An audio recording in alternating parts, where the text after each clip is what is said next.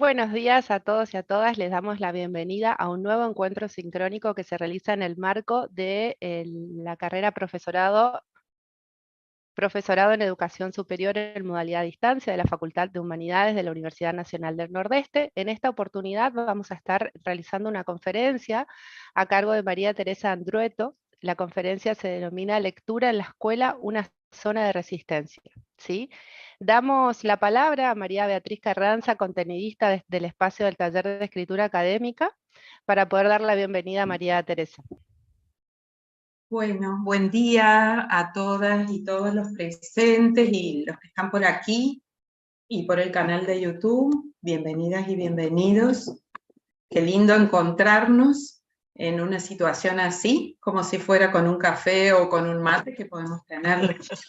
Bienvenida, Tere. La Tere para los cordobeses es la Tere Andrueto. Así es. Formalmente es María Teresa Andrueto, docente de letras de la UNC, escritora famosa, que, bueno, tenemos el gusto de contar con su presencia para compartir con nosotros parte de sus búsquedas, su lucha a favor de una sociedad lectora, ¿no? Yo tengo el gusto de presentarla y quisiera presentarla con un fragmento pequeño, muy pequeño, que es parte del módulo 3 de lectura de los aquí cursantes, así que todos lo tienen. Porque si yo tuviera que sintetizar qué es la educación para mí, quizás con decir leer y escribir me alcanzaría. Pero en un fragmento de una de sus obras, porque ella escribe cuentos, novelas, ensayos y poesía, en un fragmento de un libro de ensayos de Lectura Otra Revolución, dice así: leer, escuchar, escribir es abrir para nosotros y para otros un camino de libertad. Pero no se trata de algo dado de una vez y para siempre, sino de un camino. En ese río del tiempo que va de una palabra a la otra, de un libro a otro, de un gesto a otro, donde se aprende y donde se enseña.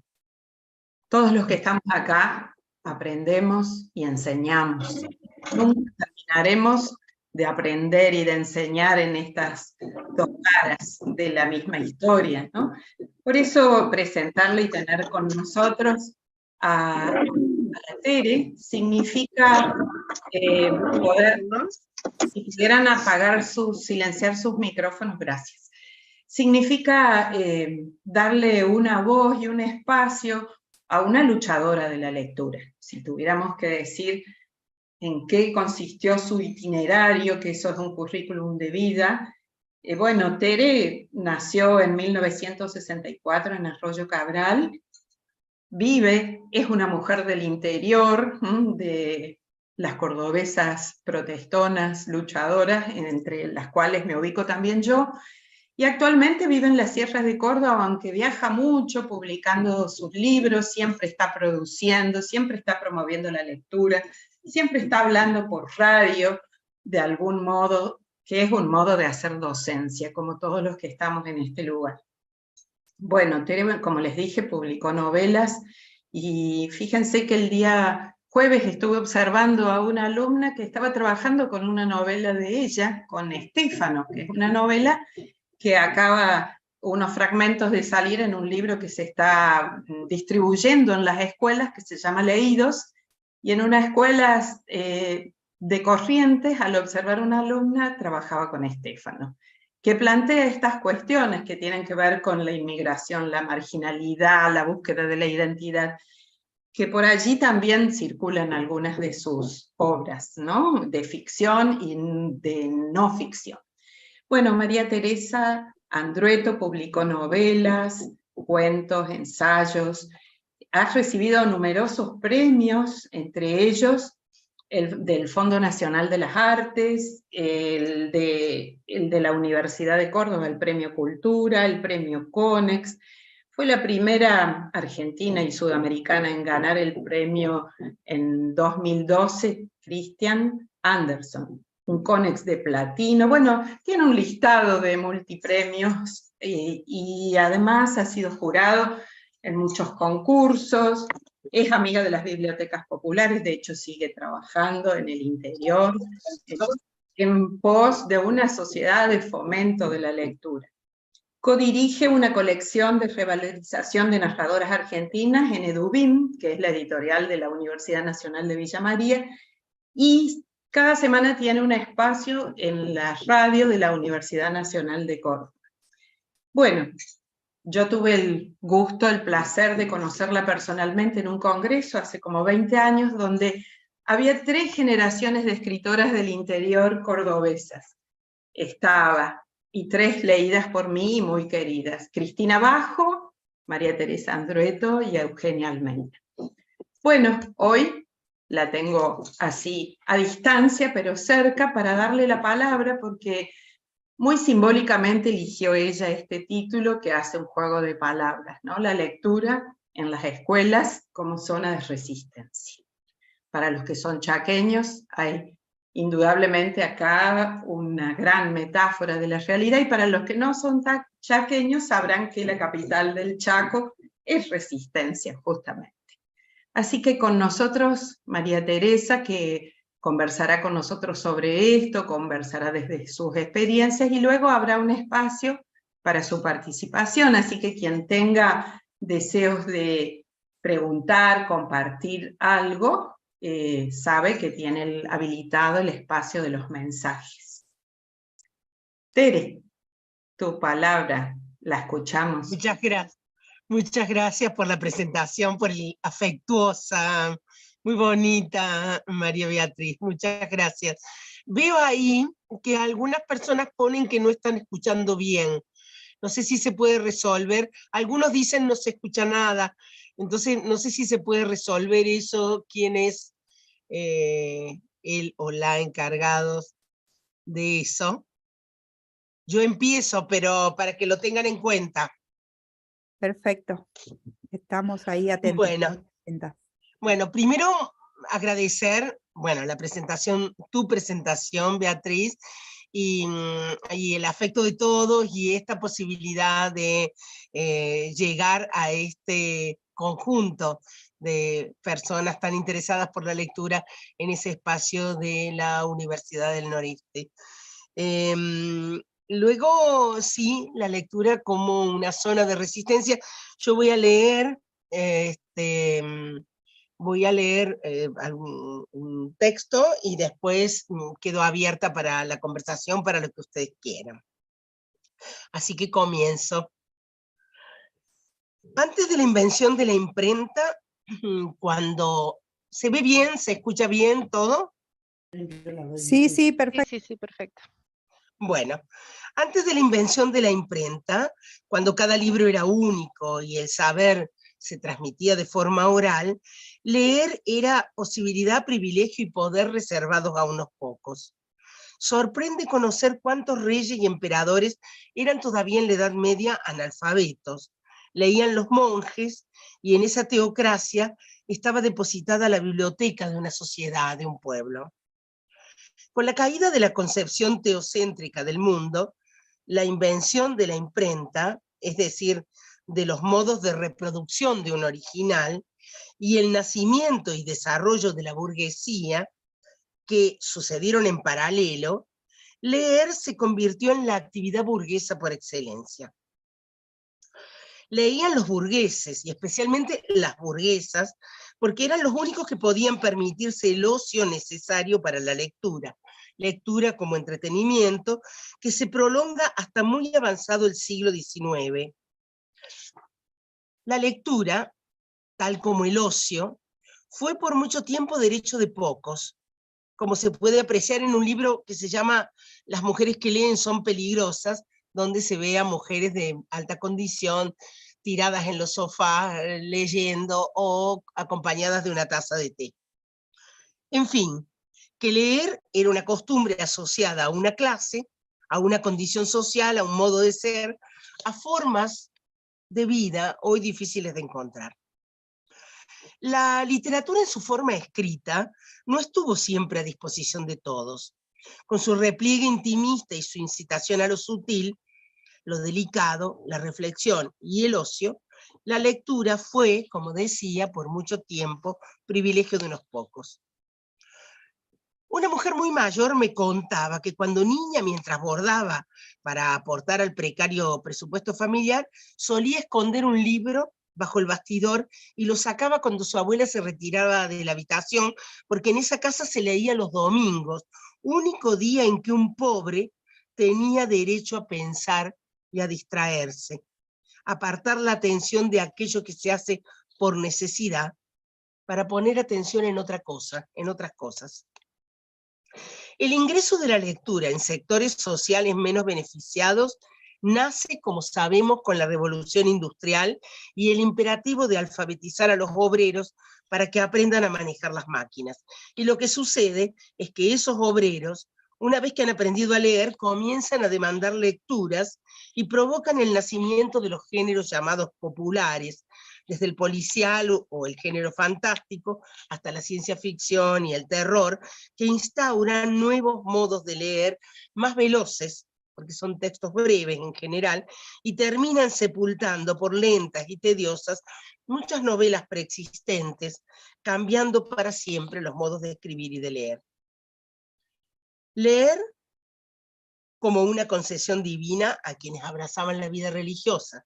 Leer como un pasatiempo refinado. Leer para resolver cuestiones prácticas. Con los años, el concepto de ocio como tiempo de gratuidad disminuyó y el entretenimiento encontró otros recursos, incluso en lo que respecta a la necesidad y el consumo de ficciones. Así llegaron las películas, las radionovelas, las fotonovelas, las telenovelas, las series, los videoclips, los animés, la vida ficcionalizada en las redes, los 30 minutos de fama que a nadie se le niegan. Entonces, ¿por qué leer hoy? ¿Para qué leer ficción hoy y en el futuro? El gran desafío de la literatura es poder entretejer los diversos saberes y los diversos códigos en una visión facetada del mundo. Goethe quería hacer una novela sobre el universo. Imaginar la novela como una forma capaz de contener el universo parece ya un hecho cargado de futuro. Lichtenberg dijo que en un poema sobre el espacio vacío podría ser sublime, y mucho tiempo después apareció, por ejemplo, John Cage componiendo un texto sobre el silencio, sobre la nada. En fin, son tantos los libros que se publican, que si alguien lee un libro diario, es decir, 5 libros por semana, lo cual es muchísimo, deja de leer 4.000 libros publicados el mismo día. Sus libros no leídos, los de una persona que lee, los libros no leídos aumentan 4.000 veces más que los libros leídos. Es decir que hoy nuestra, entre comillas, incultura crece 4.000 veces más que nuestra cultura. Leemos para entretenernos, para divertirnos. Leemos porque nos sobra tiempo y no sabemos qué hacer con él. Leemos para ser cultos, para dejar de ser ignorantes. Es grave hoy ser ignorantes, ser incultos.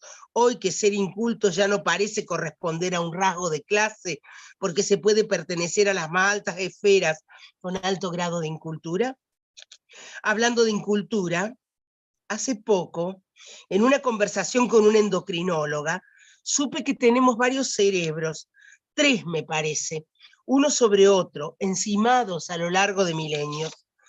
Al más antiguo de todos, el cerebro reptiliano, apelan la neurociencia y el neuromarketing, usado con fines comerciales, publicidad y venta de productos desde 1952, y más recientemente por los asesores de imagen de los políticos neoliberales.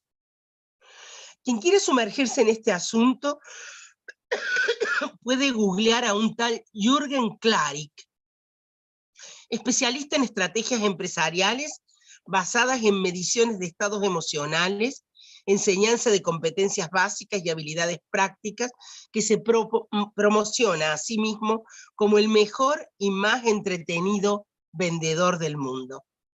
Su método se basa en dirigir el mensaje a lo más primitivo del cerebro humano, que es muy elemental, trabaja muy rápido, sirvió para que sobreviviéramos y quedó ahí, abajo de otras 2 capas de cerebro más evolucionado.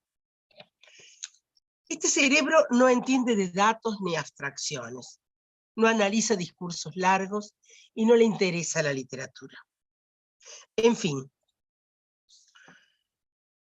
imperialismo cultural, violencia simbólica, formas de comunicación hechas para sostener la sumisión.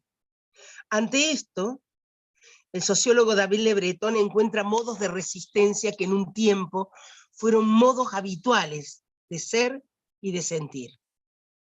Él dice que hay que leer, guardar silencio y caminar, que esas son formas hoy de resistencia política. Lo dice quien apuesta por formas concretas de resistencia ante la deshumanización del presente.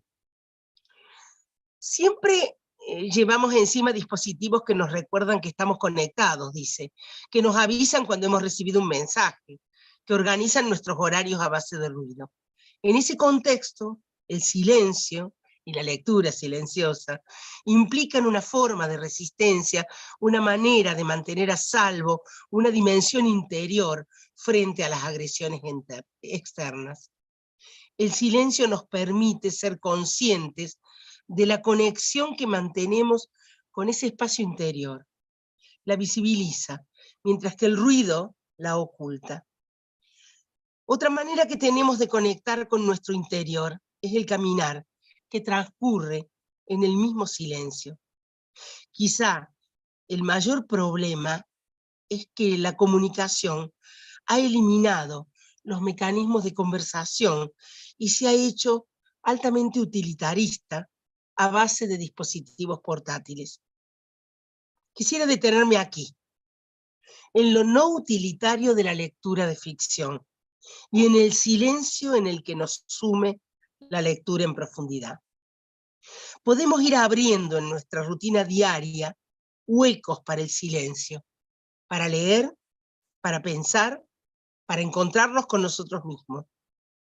Leer porque sí, eliminando de la práctica cualquier tipo de apreciación útil, con una intención decidida de contemplación, implica una resistencia contra el utilitarismo y de paso también contra el racionalismo, que es su principal benefactor. Frente a un utilitarismo que concibe al mundo como un medio para la producción, quien camina, quien conversa con el otro cara a cara, quien lee o se toma el tiempo para pensar, para encontrarse consigo mismo, asimila el mundo como un fin en sí mismo. Formas de rebelarse contra las órdenes que convierten todas y cada una de las interacciones humanas en un proceso económico. Una verdadera actividad cultural debería ir encaminada a que cada uno se encontrara consigo mismo, se reconociera en su interior, entablara un diálogo íntimo sin salir de sí, ayudándose de los instrumentos que la cultura pone a su alcance. La verdad tiene estructura de ficción, dicen que dijo alguna vez Jacques Lacan en sus seminarios. La importancia de la ficción, de las ficciones que leemos, de la construcción del relato, de la lectura de relatos para la construcción del propio relato de vida. La pregunta sería entonces, ¿cómo hacer para contribuir ya no solo a que los niños y los jóvenes lean, sino para resistir en busca de algo más profundo, para instalar un lugar vacío donde pueda insertarse el lugar de un otro, para hacer ver aquello que no era visto, o ver de otra manera lo que habíamos visto demasiado fácilmente, y así poner en relación lo que está con aquello que no está? Un buen libro puede dar a los lectores los medios para que dejen de ser meros receptores y se conviertan en agentes de una práctica discursiva. A lo largo de estos apuntes fui marcando algunas razones acerca de por qué y para qué leer, razones que aquí repaso. para no perder un instrumento privilegiado de intervención sobre el mundo, un instrumento que en su repliegue intimista y su incitación a lo sutil, lo delicado, la reflexión y el ocio, muchos quisieran que fuera privilegio de unos pocos. Para sostener el derecho a pensar y a distraernos, apartar la atención de aquello a que nos obligan para poner atención en otras cosas. Para entretejer saberes diversos y diversos códigos en una visión facetada del mundo. Para advertir la violencia simbólica y las prácticas del imperialismo cultural. Para distinguir lo que se dirige a nuestro cerebro reptiliano y utilizar nuestros cerebros más evolucionados. Para tener memoria, futuro, pasado. Para tener derecho a protestar, a imaginar un porvenir, a exigir justicia. Para imaginar formas concretas de resistencia ante la deshumanización creciente. Para mantener a salvo una dimensión interior frente a las agresiones externas. Para imaginar alternativas a lo puramente utilitarista. Para encontrarnos con nosotros mismos, para reconocernos en nuestro interior, para entablar un diálogo íntimo y construir el propio relato de vida, para poner vista, cabeza y corazón en la misma mira, para creer en lo que uno hace, para manifestar disenso, para romper el orden natural, tomándonos el tiempo que no tenemos, para declararnos partícipes de un mundo común, en el deseo de hacer ver lo que no se ve, hacer ver de otra manera aquello que es visto demasiado fácilmente, u oír como palabra aquello que solo es oído como ruido, para tener y ayudar a otros, a tener medios para dejar de ser meros receptores e ir en busca de algo más profundo en el camino de eso que, siguiendo a Rancière, llamaríamos emancipar, emanciparnos. La necesidad de leer, acompañar y no moralizar la experiencia lectora y escritora, focalizando en esa experiencia de libertad que la lectura, más específicamente la literatura, puede proporcionarnos a condición de que comprendamos su capacidad para movernos a pensar, a sentir y a comprender y a ponernos en el lugar de un otro. No existe literatura sin anomalía, sin ruptura, sin desvío. La literatura siempre va en busca de lo extraño, de lo infrecuente, de lo diferente, de lo particular, de lo especial. El protagonista siempre es alguien que tiene diferencias con el sistema, con la sociedad o con el mundo en el que está inserto. Siempre hay en lo que se narra algo que se ha desacomodado. Y es precisamente eso lo que genera el relato. Ese desacomodo que a lo largo del cuento, de la novela, del texto narrativo, tal vez se acomode o no.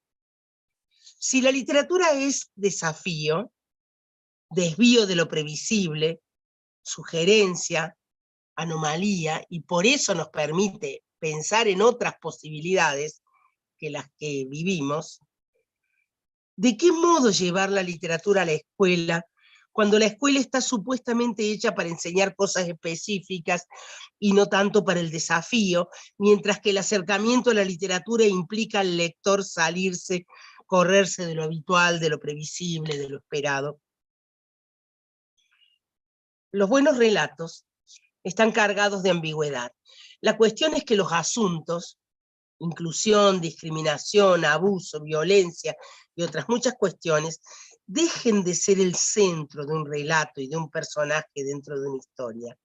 Que eso, desde el feminismo hasta la discapacidad, desde la guerra hasta el racismo o lo que fuere, puedan entrar al sesgo en el proceso de escritura primero y luego en la lectura, para abrirse a una densidad de sentido, para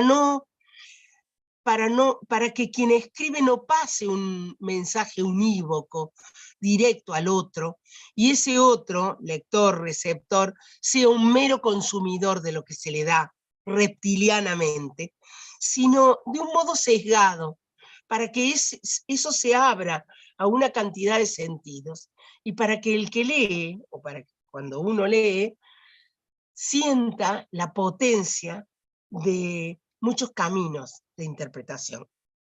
Si quiero hablar de un terremoto de una bomba, por ejemplo, tal vez no voy a hablar de eso de forma directa, explícita, obscena en el sentido de lo que está, en el sentido original de esa palabra, de lo que está totalmente expuesto, totalmente frontal, sino que voy a hablar de una niña que busca su muñeca entre los escombros.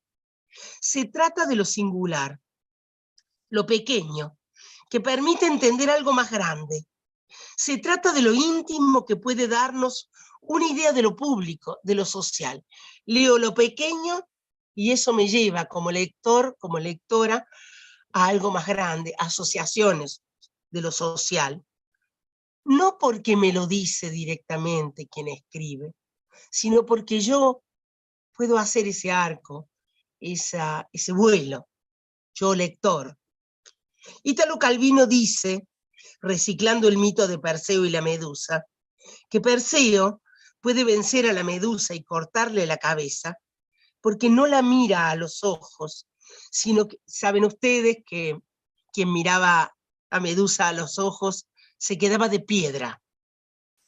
Entonces, dice Calvino que Perseo puede vencer a la medusa y cortarle la cabeza porque no la mira a los ojos, sino que mira su reflejo en el espejo del escudo. De no haber sido así, se hubiera petrificado ante su mirada. Eso nos sucede, quedarnos de piedra, con la dureza de ciertos asuntos. Por ejemplo, podemos decir que en Hiroshima murieron, no sé, murió 1 millón de personas, o no sé cuántos. Es una cifra, sí, que va a nuestra cabeza, pero la conmoción sucede cuando Kenzaburo Oe nos cuenta que su madre, que tenía una amante en Hiroshima, se fue con una pequeña barca a ver si ella había sobrevivido de la bomba. Entonces,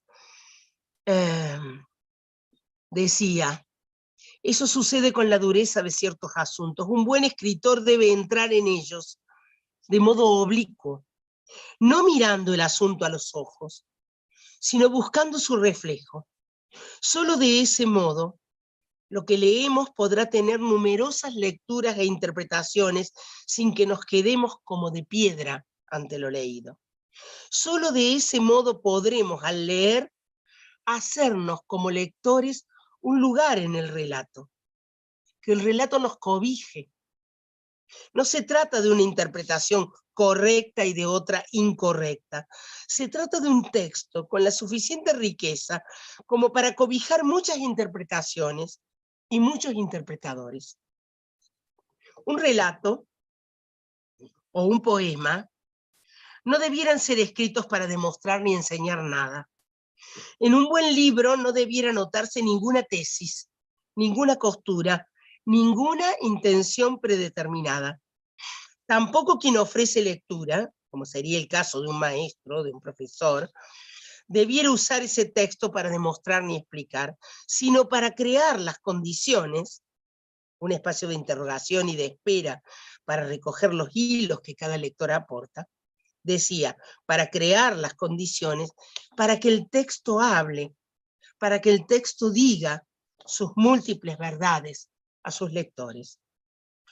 Naturalmente estoy hablando de ficciones o de poesía, ¿no es cierto? Estamos hablando de literatura primaria, no estamos hablando de ensayos y de investigaciones, ahí correrían otras, se agregarían o cambiarían algunas otras cuestiones. El gran desafío de la literatura es no incurrir en clichés moralistas y evitar la pretensión de decirle al lector cómo tendría que mirar el mundo y cómo tendría que entender ese libro que le acercamos. Habría que abandonar la idea de dejar un mensaje. De hecho, un cuento, un poema, una novela puede dejarnos no uno, sino muchos mensajes, a condición de que no la condicionemos a una interpretación unívoca. Aunque cambien los asuntos, El desafío sigue siendo no llegar a un texto para aprender otra cosa que sea más importante que el texto. Si así lo hacemos, lo leído nos tomará desprevenidamente para llevarnos al lugar de otro que narra, de un otro que narra, para desde ese otro mirar un mundo y unos personajes que tal vez nunca habíamos visto o incluso nunca veremos en el mundo real. De ese modo, la literatura ensancha nuestra visión del mundo, nos permite ver cosas que de otro modo tal vez no veríamos, nos corre de nuestro egocentrismo, haciendo que miremos desde otros ángulos. Nos muestra también que no hay una sola manera de entender las cosas, que otros pueden entenderlas de otro modo y que cada persona tiene razones, aun cuando nos parezcan equivocadas, o condiciones lo suficientemente adversas o beneficiosas para hacer lo que hace. También nos muestra que una misma lengua se puede hablar de muchos modos y que cada modo corresponde a la singularidad de cada individuo. Nos conduce a hacernos preguntas sobre el mundo, sobre las condiciones sociales, sobre las formas de vida, sobre los sentimientos, preguntas, no respuestas, preguntas, para que cada uno vaya encontrando sus respuestas. Y entonces, ¿qué es el mensaje? Algo que se desprende del relato y que se considera como lo importante. Esa pretensión pone a la literatura en un mal lugar, porque la transforma en un vehículo para que cierta enseñanza se transmita.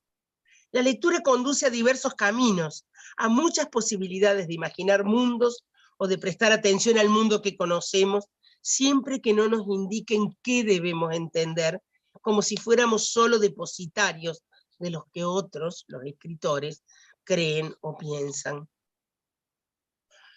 En una lectura hay algo que tengo que descubrir, algo que está oculto, y para descubrirlo tengo que poner en juego lo que soy, tengo que ponerme en cuestión, tengo que hacerme preguntas en torno a lo que leo.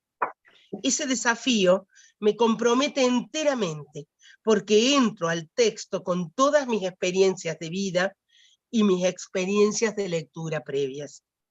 No se trata entonces de mensajes, y mucho menos de un mensaje o de una interpretación, sino de muchas posibilidades que el texto convoca según la experiencia de cada lector, según sus condiciones, según otras lecturas que ya tenga, según la escucha y el espacio abierto a interrogación que el mediador o el propio texto provoquen. A la hora de acercar a niños y jóvenes al mundo de la lectura se vuelve más importante que nunca elegir qué se lee, qué libros, saber por qué los elegimos y en esa elección a conciencia, si estamos en un espacio de formación, también resistirnos a ser meros repetidores de lo que otros hacen o dicen que hay que hacer. Y sobre todo, ¿qué hacer con esos libros? ¿Cómo dejarlos ser sin imponer una interpretación, sino muy atentos a lo que aparece? Yo diría que la potencia de un maestro formador de lectura está sobre todo en los libros que elige. Cuanto mejor lector sea, más rica será esa elección. Y en las condiciones de tiempo, espacio, frecuencia, y muy especialmente de escucha, que sea capaz de crear para que los alumnos, miembros del grupo, se interesen en esas lecturas y se sientan en libertad de decir una palabra propia acerca de lo leído. Las lecturas que nos modifican no son asépticas ni tranquilizadoras, más bien nos perturban, nos sacuden, nos sacan de la modorra. Leer para despertar, para no vivir adormecidos. Si lo que se revela con la literatura es una palabra que desordena el mundo y lo resignifica, desorganizarnos entonces para permitirnos pensar, sentir y decir nuevas cosas. Es el desorden propio de la complejidad lo que la escuela necesita. ¿Cuál es el lugar de la literatura en la escuela? ¿Qué esperamos de ella? ¿Qué de específico puede aportar que no hayan aportado ya otras disciplinas, conocimientos, experiencias? ¿Qué importancia tienen en la vida escolar la construcción de un relato, el desarrollo del imaginario, la percepción de la voz del lenguaje? ¿Para qué llevar todo eso a la escuela y en todo caso cómo llevarlo sin que se esquematice ni se corrompa? Hay una premisa que conserva parte de verdad, pero que se ha estereotipado tanto que no nos deja pensar de un modo más profundo, y es un eslogan por todos repetido: la lectura por placer. Placer visto como contacto espontáneo con los libros, sin intervención docente, y esa intervención docente considerada muchas veces como un obstáculo del placer. Es una falsa oposición entre lectura literaria, considerada placentera, y lectura de estudio. Lo literario divorciado de la enseñanza. Y yo quisiera recordar aquí que muchos niños, y sobre todo los que pertenecen a sectores golpeados por diversas crisis económicas y sociales de nuestros países, inauguran su relación con la lectura en la escuela. Entonces la escuela es un instrumento de intervención sobre el mundo y es una posibilidad muy potente de dar lugar a las preguntas, a la discusión, al intercambio de percepciones y a la construcción de un juicio propio. Porque un buen lector es aquel que se pregunta algunas cosas a partir de lo que lee. Y entonces la escuela puede ser capaz de generar un espacio propicio para esas interrogaciones que provoca un texto.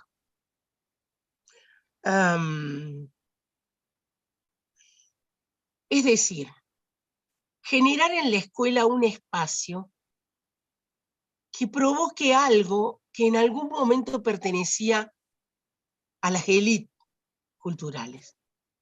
La escuela como un espacio, como un lugar, como una institución. Cuando hablo de la escuela hablo de todas las formas, todos los niveles de formación, como un espacio muy democrático, por el más democrático que tenemos, por el que pasamos todos, sobre todo la educación primaria, secundaria, como un espacio para generar una relación con los libros que antes pertenecía solo a las élites culturales. En principio la literatura no es servil a ninguna cuestión externa a sí misma y es por eso que la necesitamos. No sabemos para qué sirve, para mucho y para nada.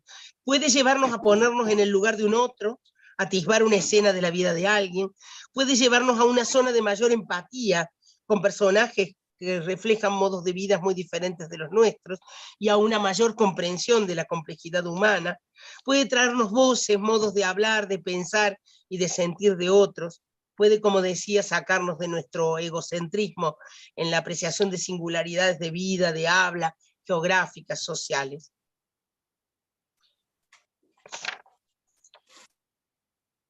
Un maestro, un profesor, un especialista, puede llevar eso a un lugar a donde llegan niños, jóvenes o adultos que no siempre han tenido en sus casas, en sus vidas por fuera de la escuela, esa posibilidad.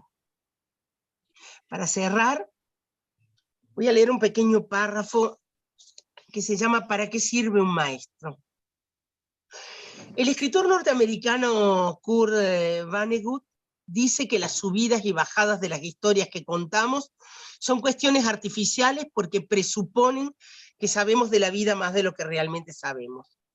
Suponen que sabemos cuáles son las buenas y las malas noticias, pero lo que sucede es que no siempre sabemos lo suficiente como para darnos cuenta de lo que sucede en el momento en que eso sucede. En fin, que rara vez los seres humanos nos damos cuenta del momento en que somos felices. Estamos, por ejemplo, sentados bajo un árbol, tomando un refresco una tarde de verano, hablando de esto o aquello, viendo volar un pájaro o abrirse una flor, y no advertimos su hermosura. Dice Vonnegut que él tiene un tío que ante un momento así pararía todo y diría, si esto no es bonito, entonces yo ya no sé qué es bonito. Y dice también que sería bueno aplicar eso de vez en cuando a la propia vida. Estar atentos como para darnos cuenta de qué es bonito y qué no lo es. Después le pide a los que están escuchando que levanten la mano. Esto que digo pueden hacerlo ustedes desde sus lugares. Y luego que dejen la mano levantada solo aquellos que han tenido alguna vez, en cualquier momento y circunstancia de la vida, un maestro que los haya hecho sentir orgullosos de estar vivos, felices de estar vivos. Y entonces, levantaron la mano los que han tenido alguna vez un maestro así. Entonces pide que esos de la mano levantada digan para sí, en el interior de ustedes, el nombre de ese maestro, o lo piensen, el nombre de ese maestro, o de esa persona que actuó como un maestro, que se lo digan a ustedes mismos, o si tienen a alguien al lado, al que tienen al lado. Y entonces Vonnegut ve cómo cada uno de los asistentes le susurra algo al oído del vecino. En el caso de ustedes, podríamos imaginar cómo cada uno piensa en ese maestro que tal vez tuvo. ¿Ya está?, pregunta a Vonnegut. Y cuando ve que está, dice, si esto no es bonito, yo ya no sé qué es bonito. Y pide música, maestro, y se retira de escena. En fin, para despedirme, un buen maestro puede hacer que un niño o una niña se sienta en algún momento orgulloso de estar vivo, feliz de alcanzar en su vida cierta dignidad. Para eso, un maestro debe poder, palabras y mirada mediante, restituirle al otro toda la dignidad que el otro tiene y que a veces se le intenta de mil maneras arrebatar. No pocas veces la literatura, en alguna de sus formas, un poema, una canción, un cuento, una novela, llega de la mano de un maestro a la vida de un niño o un grande para ayudarle a restituir su identidad y su dignidad. Muchas gracias.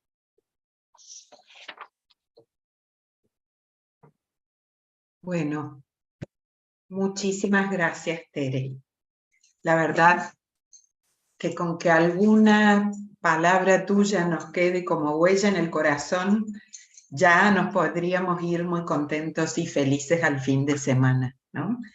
Creo que la pasión docente es algo que se contagia palabra a palabra y gesto a gesto, así como golpe a golpe en otras cosas, ¿no? Así que te agradezco inmensamente y en nombre de todos los que aquí estamos, mientras recorren las preguntas, los tutores, yo creo que habría muchas cosas para quedarnos guardadas en el corazón de esta mañana. Yo personalmente me quedo quizás con el comienzo, porque no soy tan memoriosa, me quedaría con muchas más, y te pediría que si nos podés acercar el texto que tenés escrito, lo compartimos y lo socializamos con el grupo después, sobre todo para los que entraron más tarde o tuvieron algún problema de conexión, pero me quedo con esto de... Sí, por supuesto, se los mando.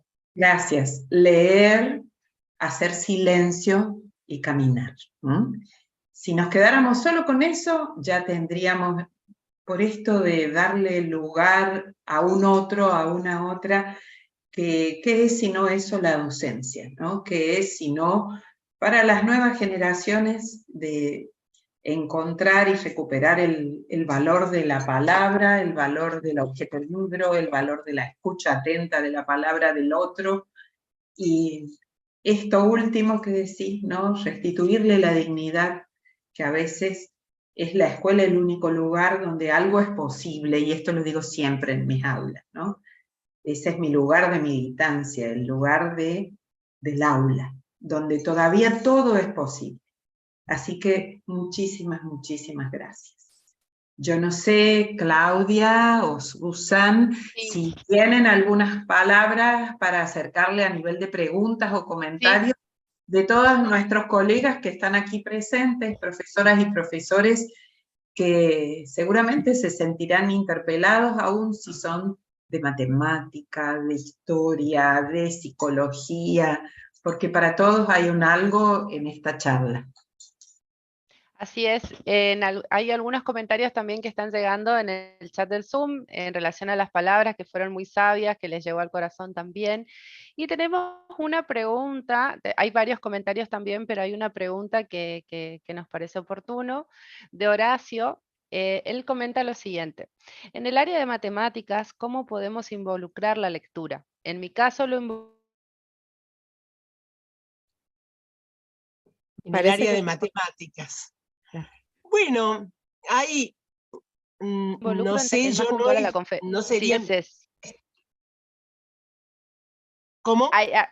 Ahí la termino Susan, la... se te cortó. ¿Querés que le perfecto. lea la pregunta? Le Sí, leo sí, si la quiere. Por escucho favor, Jenny, Dice dale. Horacio, en el área de matemáticas, ¿cómo podemos involucrar la lectura? En mi caso lo involucro en textos denunciados de problemas con la vinculación a la vida cotidiana, pero en más puntual a la conferencia y a veces los materiales que leo que nos brindan el aula. ¿Cómo podemos aplicar? Dice.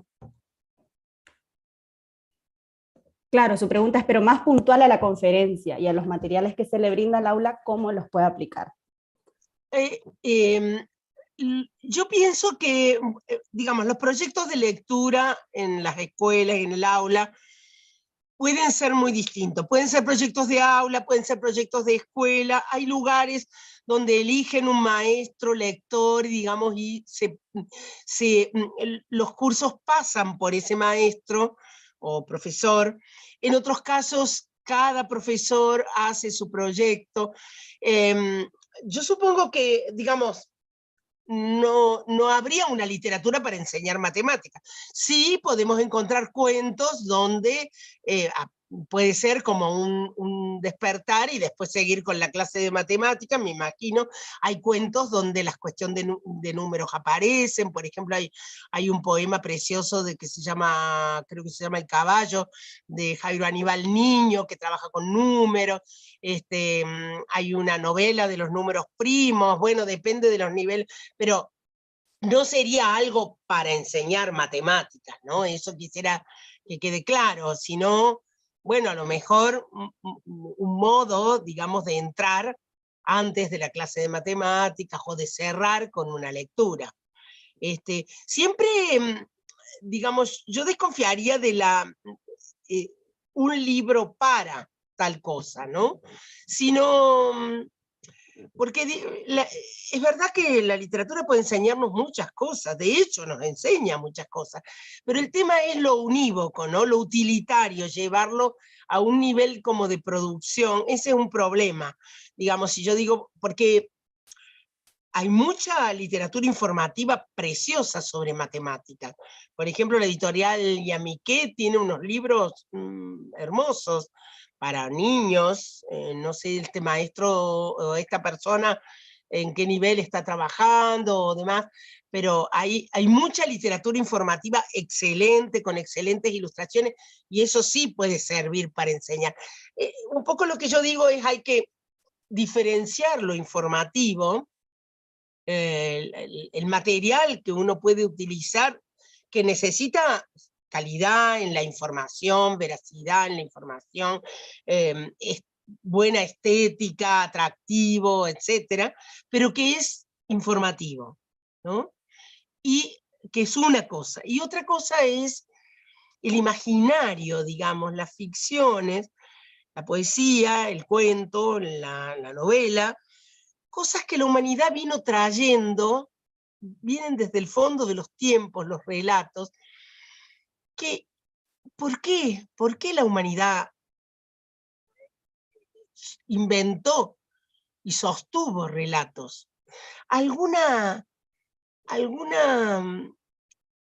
efecto tiene sobre la condición humana para que los preservemos, para que los cuidemos, para que no, digamos, para que se sostengan a lo largo de los siglos, ¿no? Entonces, es esa posibilidad de imaginar otros mundos posibles lo que nos asiste con la literatura, ¿no? Y también se habla mucho de inclusión, pero cuando uno lee, cuando uno escribe, lo primero que hace un escritor, un narrador, le da su palabra a un narrador que no es uno, sino, bueno, una novela o un cuento está narrado por un personaje determinado o desde determinado punto de vista. Y eso implica que el lector tenga que colocarse en ese punto de vista distinto de sí. Es decir, tenga que incluir en su concepción del mundo el modo de pensar de un otro distinto. Y eso es muy inclusivo. No sé si respondo, creo que me fui de la pregunta, pero si no la reajusto, ¿dónde está Horacio? No sé. No, sí se entendió, profe. Muchísimas gracias. Bueno, no, por Bueno, favor. mientras tanto vamos leyendo otros comentarios y preguntas que fueron surgiendo.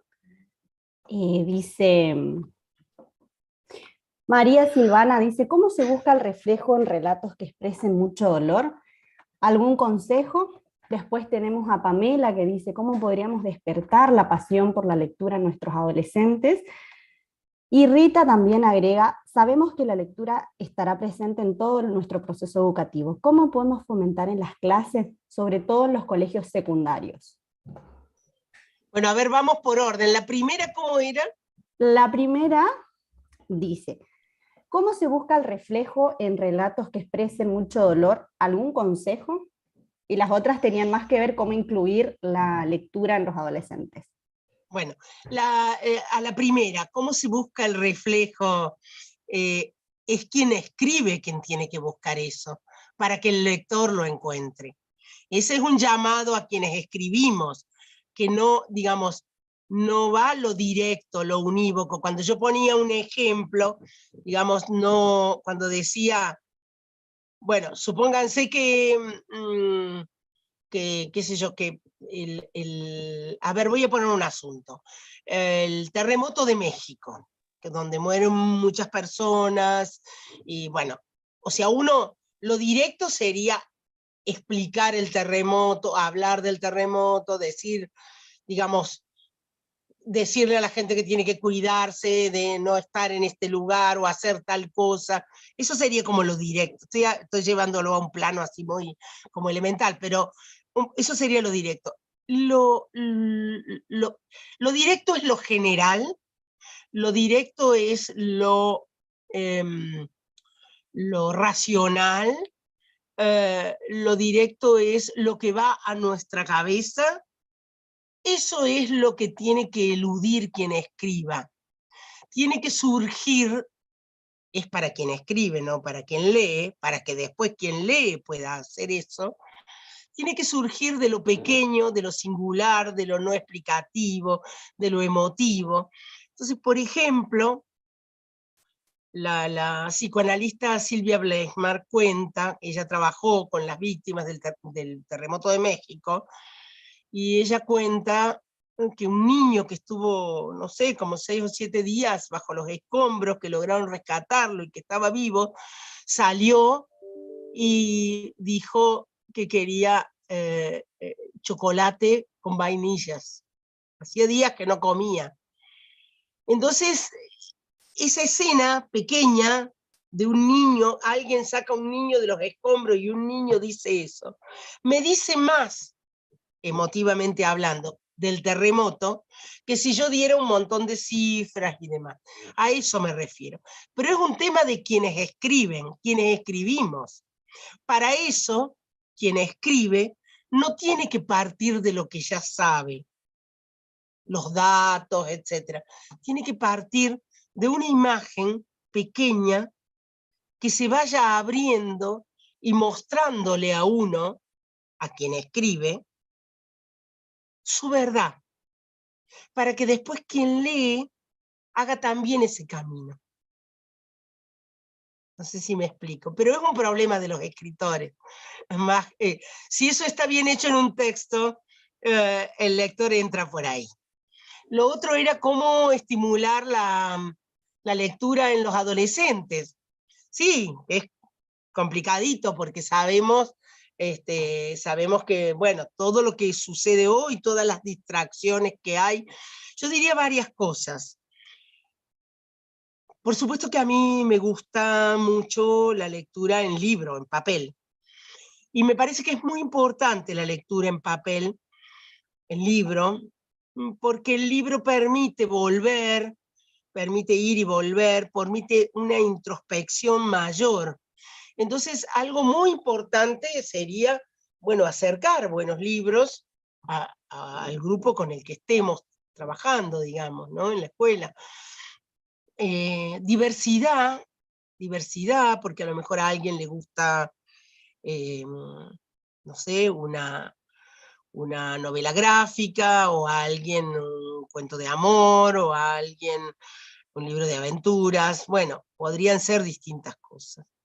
Una posibilidad es llevar esa diversidad, llevar algunas cosas, bueno, y ver qué pasa con ellos, qué pasa con la lectura. Otra es tomar un libro que a nosotros nos guste y hacerlo explotar. Porque, ¿qué es lo que pasa?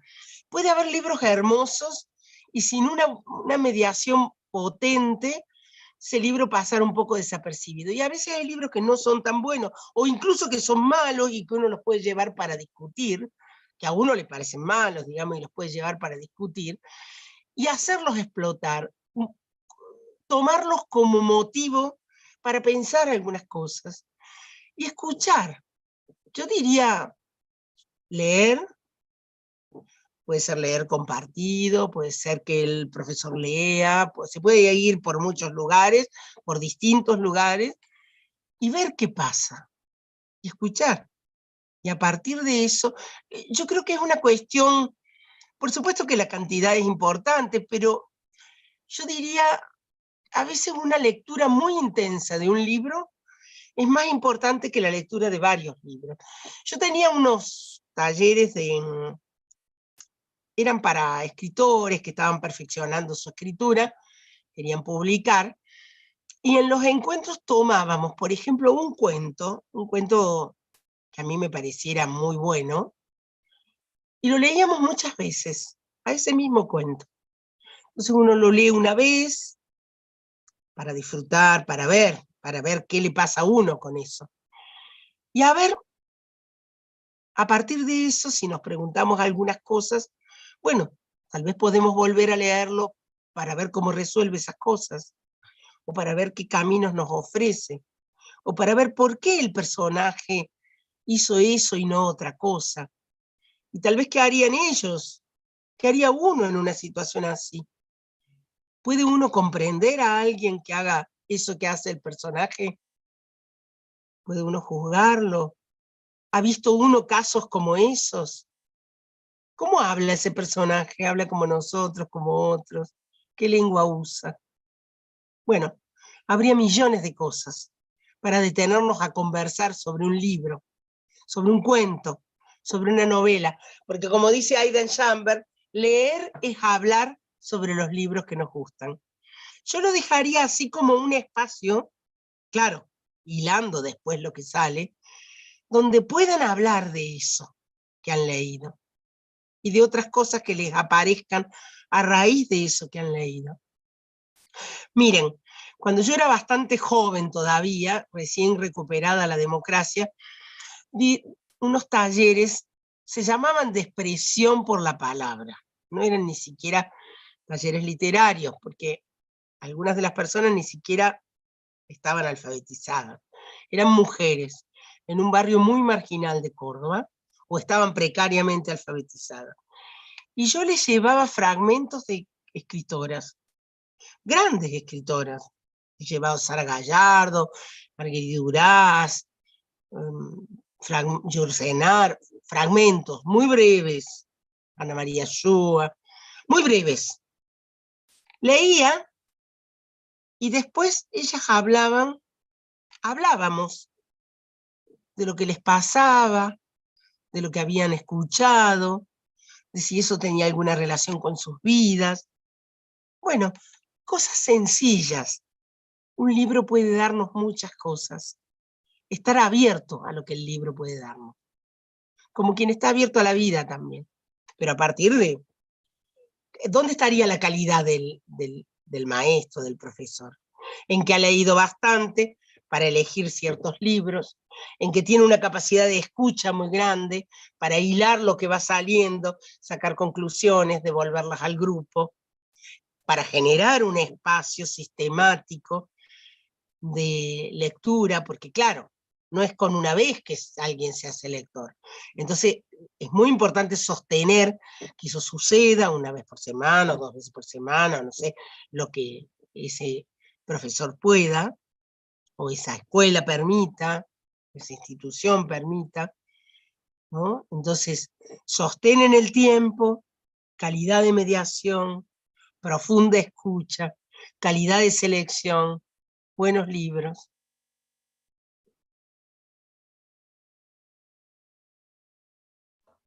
Bien, acá Diego Germán, bueno, estos son unos comentarios, dice, un gusto conocer la señora, me agrada su rebeldía, inspira y me hace sentir que no soy un loco más, que un mundo menos ignorante y superficial es posible. Después está Valeria Sosa, dice, gracias por sus palabras y lecturas, gracias por transmitirnos una vez esa pasión y amor por la lectura y por los libros. Mi necesidad radica en poder tener herramientas para convencer a los estudiantes la lectura y su importancia, como un medio de vida que nos ayuda a pensar y actuar en el mundo.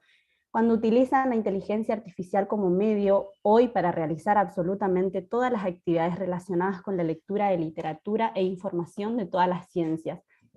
Y ahí pregunta ella, ¿qué sugerencia puede brindarle usted en relación a este aspecto? ¿Sí? Sí, te agradezco porque en la pregunta me quedé ahí corta con eso, de decir que también uno puede hacer que los medios electrónicos trabajen a favor de la lectura, porque bueno, puede haber cosas combinadas. Yo decía, estaba diciendo lo del libro en papel y después me fui para otro lado, pero digamos, uno tendría que distinguir la literatura del soporte, porque también se puede leer en otros soportes y la literatura sigue siendo la misma, aunque no es la misma la edición, digamos, el soporte en el que está. Entonces, bueno, también se puede, en la pandemia he visto, porque he estado en muchos espacios, virtualmente en muchos espacios, he visto cómo ciertos profesores habían logrado hacer de eso un capital, una riqueza, ¿no? Pidiendo que, bueno, que busquen información, que rastreen otro cuento del mismo autor, que vean la película que se hizo sobre un cuento tal. Bueno, 1000 cosas se pueden hacer, ¿no? Utilizando los dispositivos electrónicos, claro, claro. Creo que es importante no olvidar el libro, digamos, no reemplazarlo, sino complementar. Por supuesto que el acceso a la información, pero también a la literatura en los dispositivos electrónicos, es algo que está en nuestras vidas, en las de los adultos, los jóvenes, en las de los niños. Entonces tampoco renegaría con eso.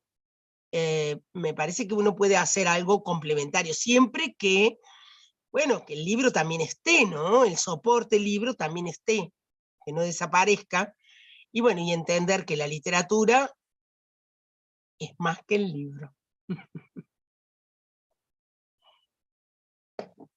Bueno, acá por último tenemos en el Zoom, dice, me pareció muy clara y enriquecedora la ponencia y me parece interesante la idea de correrse de la concepción de leer por y para. Es muy común en el ámbito educativo esperar que una lectura tenga una finalidad práctica sí o sí. Pienso que con esos lineamientos estamos siempre justificando la función de la literatura en la escuela. Creo que generar un espacio desde cualquier materia sin esperar una función específica ya estaría generando un lugar y la posibilidad de que los estudiantes tengan experiencia con la lectura. Muy linda y productiva la clase. Gracias. Bueno, yo creo que también para respetar un poco el tiempo de tanto de Teresa como de todos, todas, podríamos ir cerrando.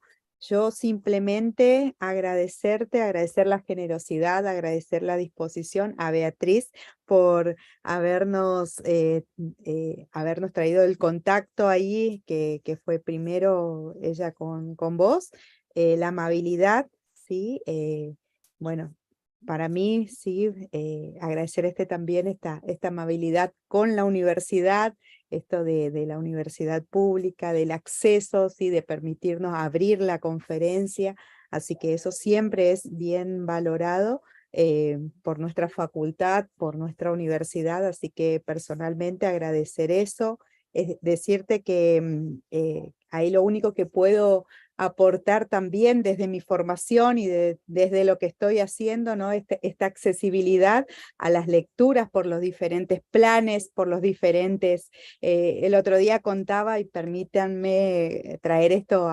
acá a la sala, en una entrega de viviendas que viene con una biblioteca con 20 libros que son geniales.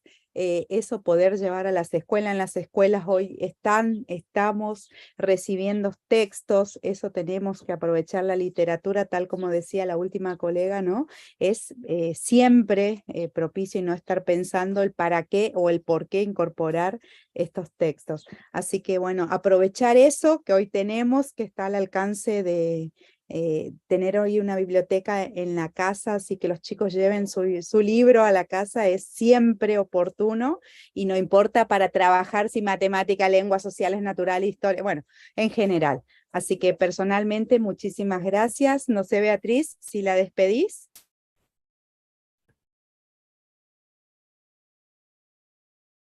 Acá estoy con el audio de nuevo. Gracias, Claudia. Claudia, como coordinadora de esta carrera de articulación, nos posibilitó también poder contactarte, Tere, y que estés con nosotros. Y me quedo con esta idea, no sabía que se continuaba este plan de entregar una vivienda con una biblioteca. Ya sucedió en el primer plan de lectura, Plan Nacional de Lectura, y era extraordinario, porque esa escena con una última escena de la clase vista el jueves pasado, de un alumno abriendo un libro nuevo y oliéndolo y diciendo que nunca había olido un libro nuevo. Y esta profesora, la dueña del curso, en la Escuela Ferré, en Corrientes, recomendándole el cuidado y el amor y valorando esta posibilidad de acceder a los libros que no siempre están disponibles por más que estén en las bibliotecas. Ahí también está nuestra tarea, ¿no?, de docentes luchadores para que los libros lleguen a las aulas y a cada uno de estos chicos que son los destinatarios de los libros que pagamos todos.